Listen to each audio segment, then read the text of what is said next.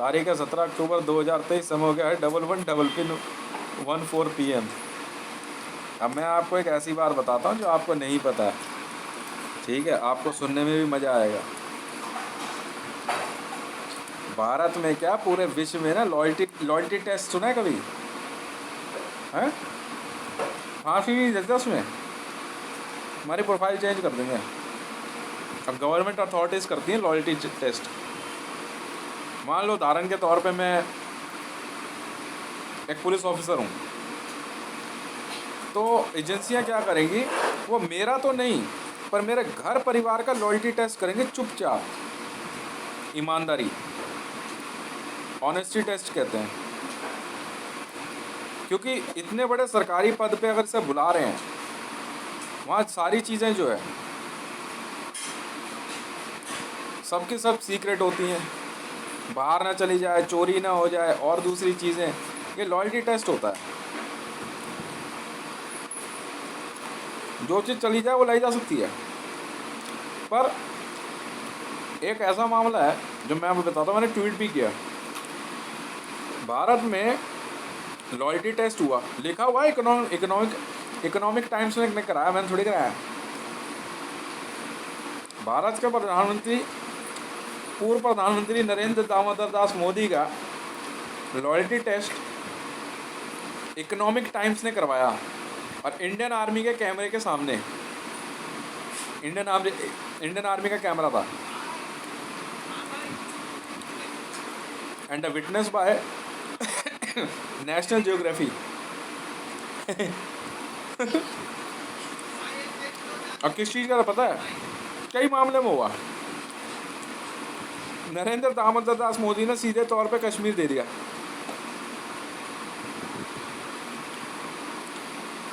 बहुत से आर्टिफैक्ट्स बेच दिए, वो आगे जाके वो वापस वहीं रख दे यार यहाँ पे।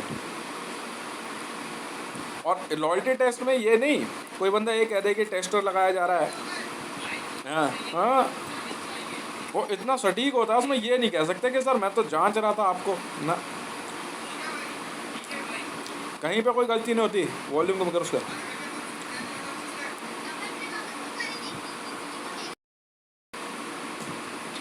समझ में आई? लॉयल्टी टेस्ट में डोनाल्ड ट्रंप के साथ मीटिंग में क्या नहीं कहा, ये तक कह दिया मोदी जी ने कि मैं जहाँ खड़ा हूँ यहाँ से वहाँ कहीं से आके किसी को भी उठा ले, कोई नहीं रोकेगा, मैं हूँ ना। ये लॉयल्टी टेस्ट इकोनॉमिक टाइम्स ने करवाया है। राफेल जेट की जांच भी ऐसे ही खुली लॉयल्टी टेस्ट में। कह रहा भाई छोड़ना, पैसा आने दे, जहाज दिखावे के लिए खड़ा कर दे, उसके बाद लड़ते रहेंगे, मार दे इन सबको।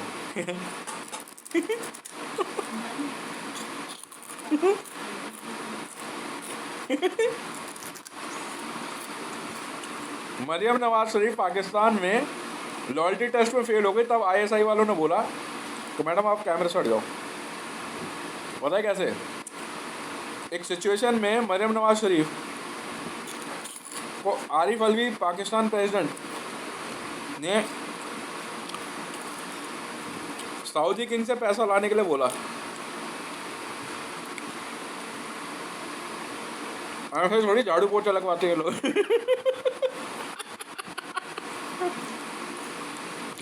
मरियम नवाज से 2 मिलियन पाकिस्तानी रुपीस लेके अमेरिका चले गए, वहाँ से लंदन।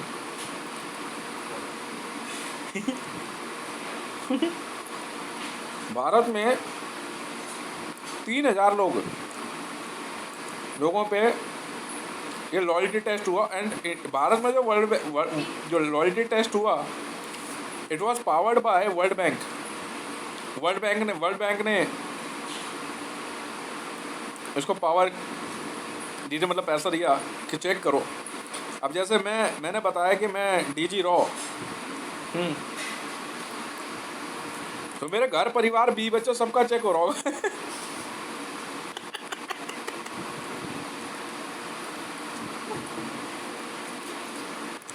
मेरे मामले में इनकम टैक्स वाले बोलते हैं, कह रहे फायदा क्या चेक करके, कह क्या पैसा यहाँ लाने के चक्कर में तो पीट रहा है सबको। अगर पैसा यहाँ लाना है इंडिया में।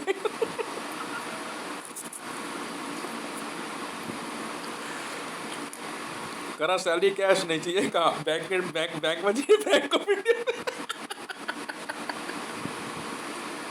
इतनी मार करी। As a IB double spot chief के लिए मैं आईबी चीफ बन गया हूँ, डीजी डायरेक्टर जनरल रहा हूँ, मेरे बीवी बच्चे भाई बहन सबका लॉयल्टी टेस्ट हो गया।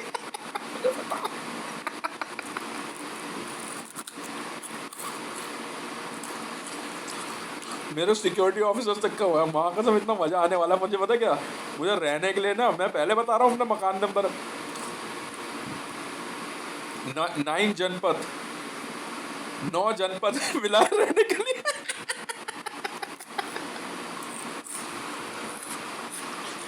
नेताजी नगर वाला फ्लैट के बाद 9 जनपद दिया गया है। अकेले रहो।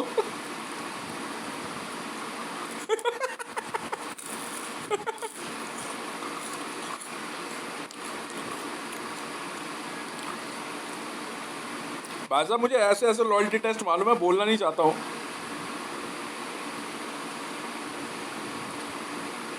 फॉर्च्यूनर गाड़ी की लड़ाई राजपुर खुर्द में जो हुई, मुझे वो तक पता है।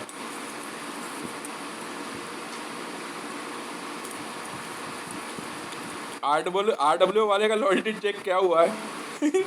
फेल हो गए।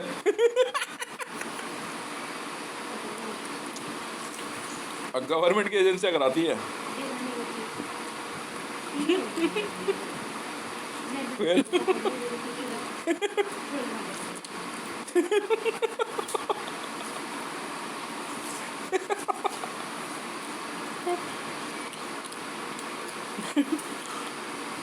मरियम नवाज ने पाकिस्तान में प्राइम मिनिस्टर पोस्ट के लिए भरा, तो लॉयल्टी चेक हुआ, लॉयल्टी टेस्ट हुई टुवर्ड्स पाकिस्तान। ऑनेस्टी वाले में फेल हो गई। ईमानदार नहीं, 420 है, चोर है।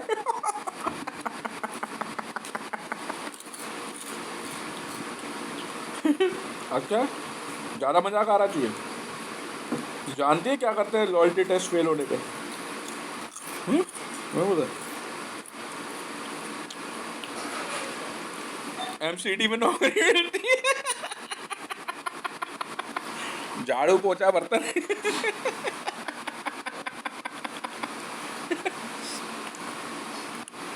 और जो फूडिंग में पास हो जाता है ना, उसे सरकारी नौकरी में ना खाना खिलाने की नौकरी दी जाती है। My father was passed in loyalty test, he never willing to poison anyone by food. So इसलिए मेरे पिताजी को ना ऑफिस में चाय पानी पिलाने की, सामान खाने का सामान लाने की छूट सबसे बड़ी नौकरी होती है कि मंडल जी आप यही काम कर लो।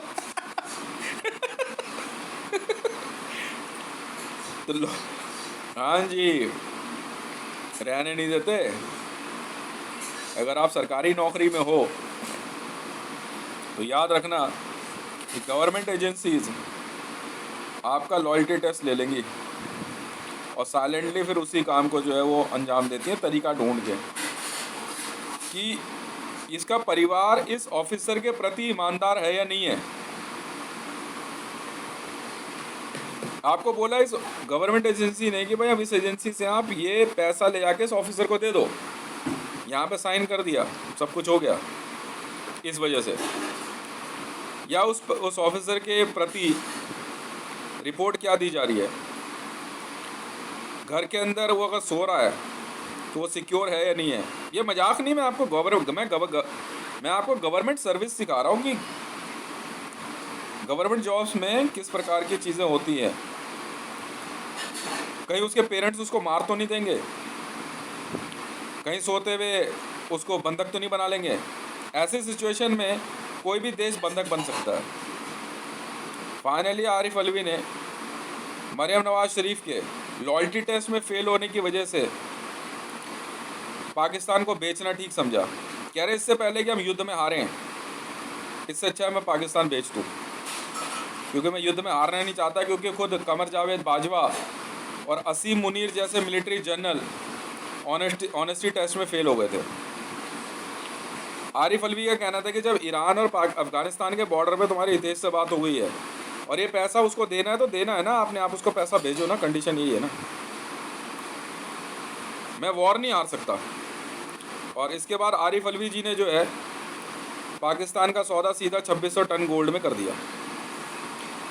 इसी बात को लेकर के भारत में द्रौपदी मुर्मू जी ने भी अपनी मैक्सिमम प्रॉपर्टी का सौदा हमारे साथ किया, ये कहते हुए कि अगर भारत के अंदर खुद प्रधानमंत्री कार्यालय में बैठे हुए लोग और मिलिट्री जनरल की पोस्ट पे और नेशनल सिक्योरिटी गार्ड एनएसजी जब खुद लॉयल्टी टेस्ट में फेल हो गए तो ऐसे में वॉर नहीं हो सकती। इससे ज़्यादा अच्छा है कि मैं युद्ध हारने का बजाय कश्मीर के मामले में जो है मैं इसका सौदा कर लूँ, क्योंकि ज़मीन मेरी है। और जिस हिसाब से काम चला उस हिसाब से जो है क्या कहते हैं बात सामने आई, क्योंकि हमारे पास कोई बायर है नहीं इतना बड़ा। और इसी प्रकार से जो है क्या कहते हैं विश्व में कई देशों में हुआ। लॉयल्टी टेस्ट तो लॉयल्टी है, पर जेएसआर सिक्योरिटीज़ के अंदर सबसे ज़्यादा लॉयल्टी टेस्ट होता है।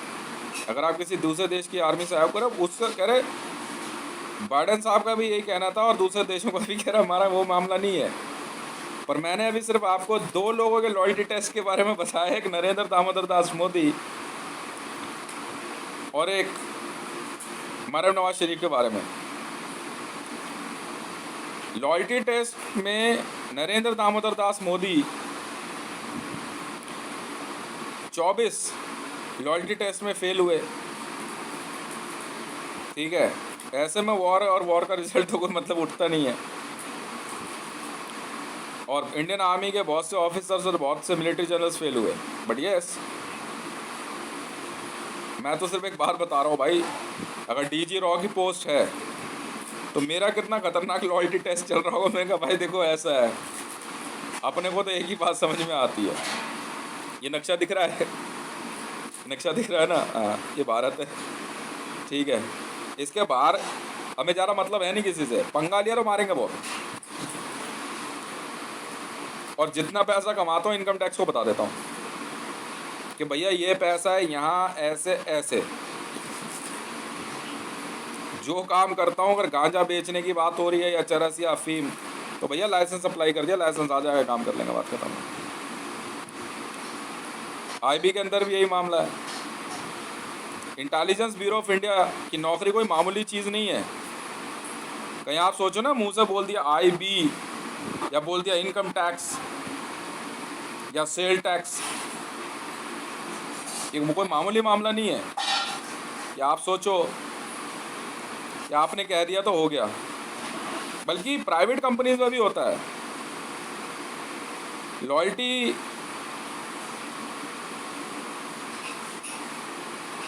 जिसे कहते हैं उसको समझना बहुत ज़रूरी है आपको। किसी भी नौकरी में सबसे आखिरी में लॉयल्टी टेस्ट होता है। इंटरव्यू पास होने के बावजूद अगर लॉयल्टी टेस्ट में फेल हो जाओ तो आपको पता नहीं लगेगा कि आपकी नौकरी है या नहीं है, आपको पता नहीं लगेगा।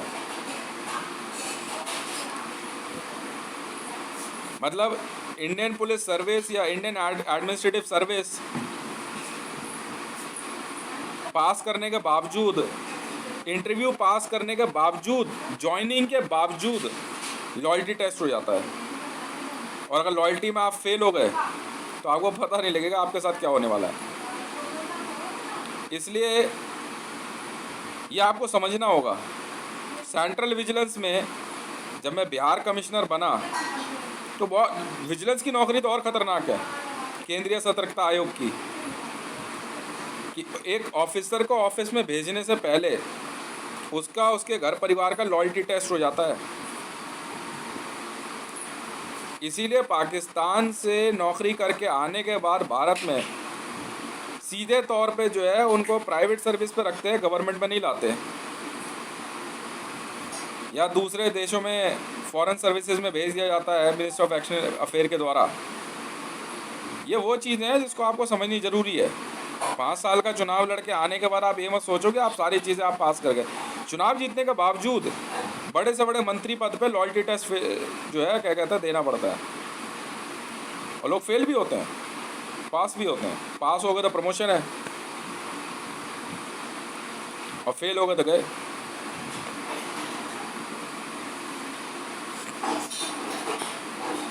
मुझे बड़ा मजा आता है इनके बारे में बात पता लगता है, मैं तो ट्वीट करता हूँ पटाख से।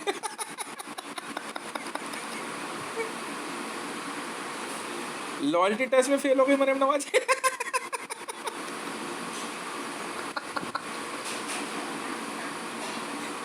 वो भी ऑनेस्टी।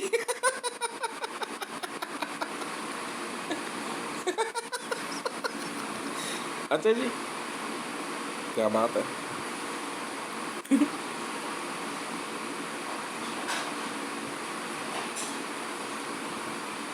इसीलिए अगर आप, मैं ना सीधा बोलता हूँ, जैसे मैंने बताया मैं भारतीय जनता पार्टी में हूँ, भारतीय जनता पार्टी में बीजेपी कमिश्नर भी हूँ। मैं ना सीधी बात जानता हूँ, भैया लॉयल्टी टेस्ट हो जाएगा। लॉयल्टी टेस्ट आपको पता नहीं लगेगा कब हो गया, और होता है कैमरे पे, बिल्कुल होता है। और कैमरे पे लॉयल्टी टेस्ट के अंदर आपको जिस तरह से चेक किया जाएगा आप सोच भी नहीं सकते। बड़े तगड़े एक्सपर्ट होते हैं ये लोग। अब ये मत सोचना है कि आपको लगे कि ये कुछ ऐसा है जो कि नहीं, गवर्नमेंट एजेंसीज का ये एक तरह का एग्ज़ाम होता है। ये एक ऐसा एग्ज़ाम होता है जो अक्सर चलता रहता है कि कब किसकी लॉयल्टी कितना % बढ़ रही है, कितना % घट रही है। आप किसी भी नौकरी पे हो, नौकरी पे आ चुके हो, तो ये मत सोचना एग्ज़ाम दे दिया, इंटरव्यू हो गया, ज्वाइनिंग हो गई। नहीं, लॉयल्टी टेस्ट। एक बार भी अगर लॉयल्टी टेस्ट में फेल हो गए, आपको पता नहीं लगा आपकी पावर्स कैसे कम कर देंगे लोग। रिश्वत लेना है कि तो एक अलग मामला हो गया, ऑनेस्टी टेस्ट है पैसे के मामले में। लॉयल्टी जिस काम में या जिस नौकरी के प्रति आप वफादार हैं, वफादारी होती है। लॉयल्टी टेस्ट होती है वफादारी। लॉयल्टी टेस्ट अगर फेल तो गए काम से आप। वफादारी आदमी किस प्रकार से कैसे निभाएगा ये तक चेक होता है। बहुत देर लगाते हैं वो लोग लॉयल्टी टेस्ट पूरा करने में कि भाई देख ले कहीं ऐसा ना हो घूम फिर के वहीं आ जाए। जैसे मैं अक्सर कहता हूँ कि आप रिजल्ट पे ध्यान देना भैया, रिजल्ट क्या आने वाला है। और लॉयल्टी टेस्ट के अंदर नरेंद्र दामोदर दास मोदी का फेल होना, नहीं लॉयल्टी टेस्ट हुआ ना, लॉयल्टी लिखा हुआ सर, वफादारी, भारत के प्रति वफादारी नहीं है आपकी।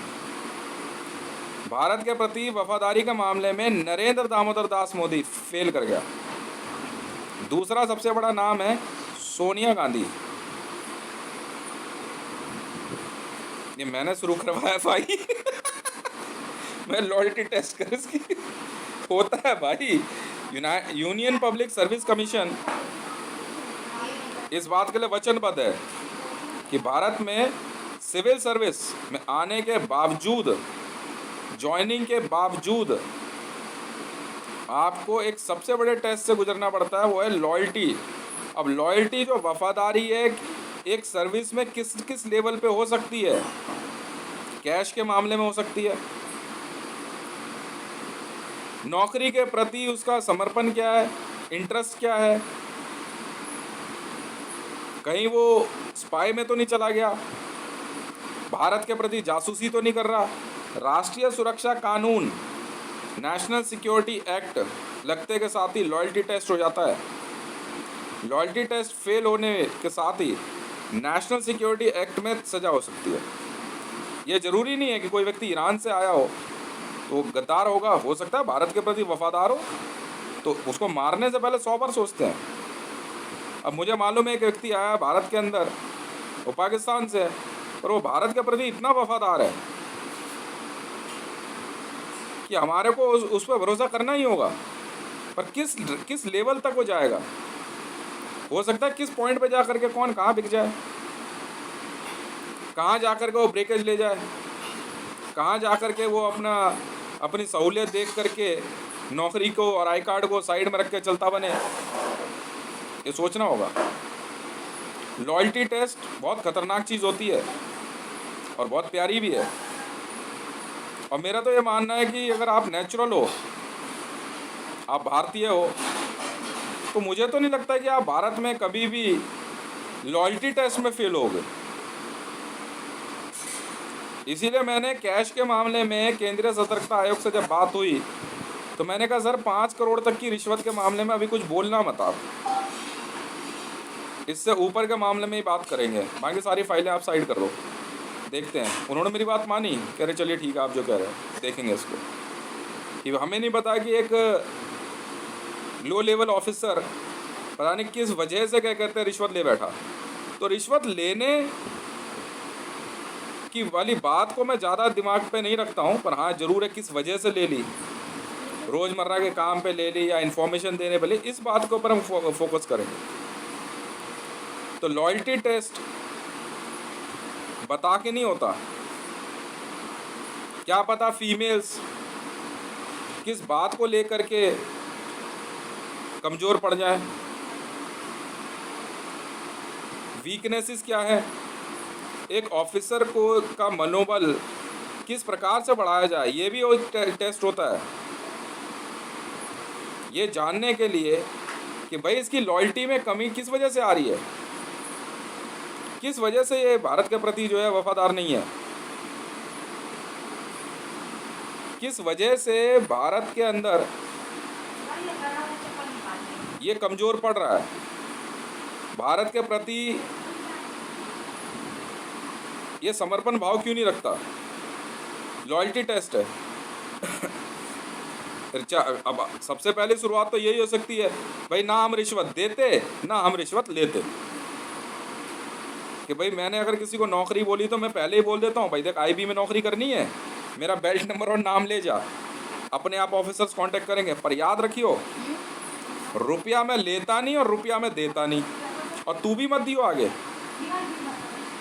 बस बाकी हम सिखा देंगे तुझे इंटेलिजेंस ब्यूरो ऑफ इंडिया में कैसे नौकरी करनी है। बड़े प्यार से मैं लड़कों को रोक के समझाता हूँ।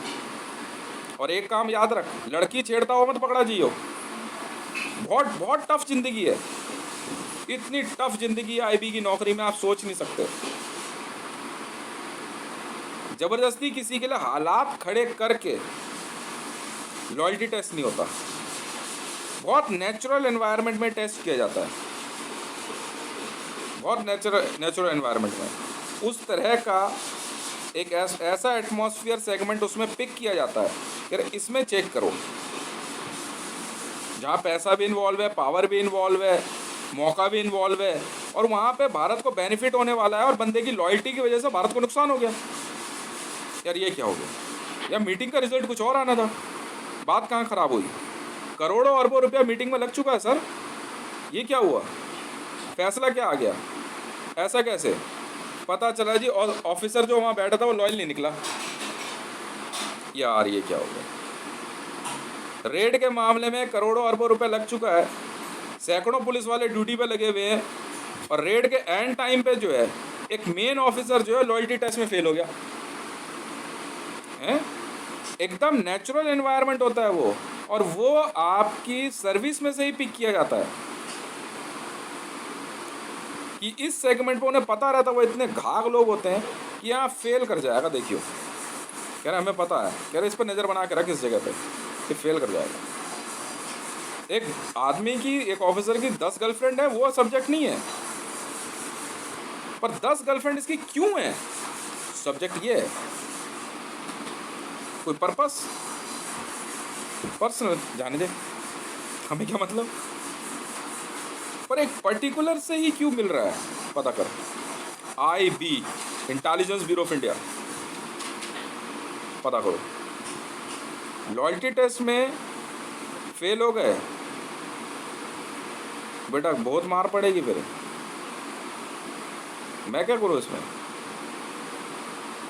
हर एक पे, भारत में रहने वाले भारत के हर नागरिक पे ये बात लागू होती है। लॉयल्टी टेस्ट, वफादारी की जांच सरकारी होती है सर, सरकारी। पर हाँ ये जरूर है, इसका रिजल्ट, इसका असर किस तरह से आएगा ये देखना पड़ता है। सजा कैसे होगी? सजा होती है, बिल्कुल होती है, पर कैसे, कब, ये वो लोग तय करते हैं। बहुत समझदार है। अगर इंडियन आर्मी और नेशनल सिक्योरिटी गार्ड सीधे तौर पे राष्ट्रपति भवन को चुनौती दे दे तो भैया दिक्कत तो है। एसपीजी गार्ड, इंदिरा गांधी का मामला यही है। इंदिरा गांधी के मामले में सिख रेजिमेंट लॉयल्टी टेस्ट में फेल हो गई, तो रेजिमेंट के ट्रेनिंग प्रोसीजर को, रेजिमेंट के पैटर्न को सवालिया निशान में डाल दिया गया। राजीव गांधी जी की सिक्योरिटी के मामले में दक्षिण भारत में एक पर्टिकुलर ग्रुप लॉयल्टी टेस्ट में फेल कर गया। स्पेशल प्रोटेक्शन ग्रुप को ये बात ध्यान देनी होगी कि अगर आप लॉयल्टी टेस्ट में फेल हो गए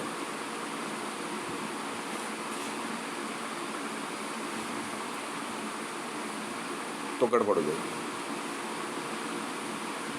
कभी भी किसी प्रकार से चेक हो सकता है।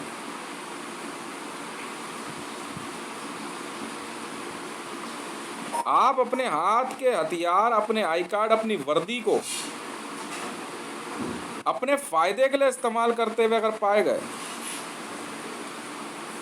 तो लॉयल्टी टेस्ट में फेल हो सकते हो, और ये जरूरी है।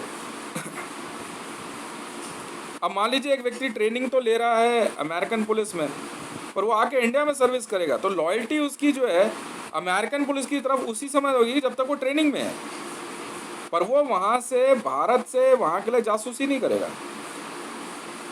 वो ट्रेनिंग में है।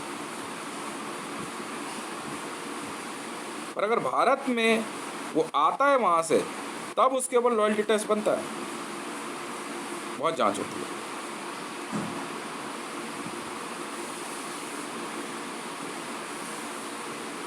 ये हकीकत है। मरियम नवाज शरीफ ऑनेस्टी टेस्ट में फेल हुई है। Loyalty subject was honesty related to money.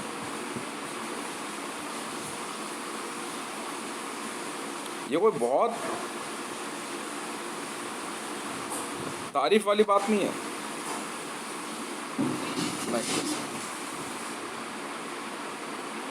मना आपका, मर्जी आपकी।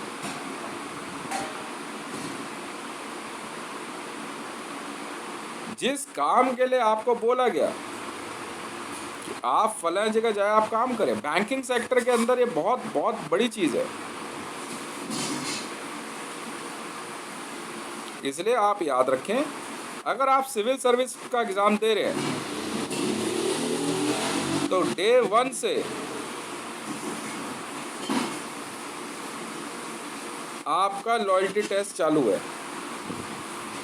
और इंटरव्यू के बावजूद आप ये मत सोचना आई कार्ड मिल गए और तमगा लग गया तो आप भारत में जो है क्या कहते हैं सब कुछ करता रहता बन गए। नहीं, लॉयल्टी टेस्ट, इसलिए आपको लॉयल्टी टेस्ट बड़ा ध्यान देना है, और अपनी सर्विस के प्रति, अपनी नौकरी के प्रति, अपनी ड्यूटीज़ को समझना है कि ये मेरी ड्यूटी है। इंटेलिजेंस ब्यूरो ऑफ इंडिया की ड्यूटी भारत के प्रति वफादारी के अलावा कुछ नहीं है। अब उसको कैसे अपनाते हो, वो एफर्ट से, वही आपकी प्रमोशन है। आप किस प्रकार भारत के लिए काम करते हैं, वही आपके लिए है। नहीं तो उठा के पाकिस्तान फेंक देंगे भाई। जिस देश के प्रति आपकी लॉयल्टी निकलेगी उसको वहीं तक छोड़ के आओ। बहुत बहुत धन्यवाद। मेरा नाम है Hitesh Mandal. I am director general of रॉ research and analysing wing and I am in post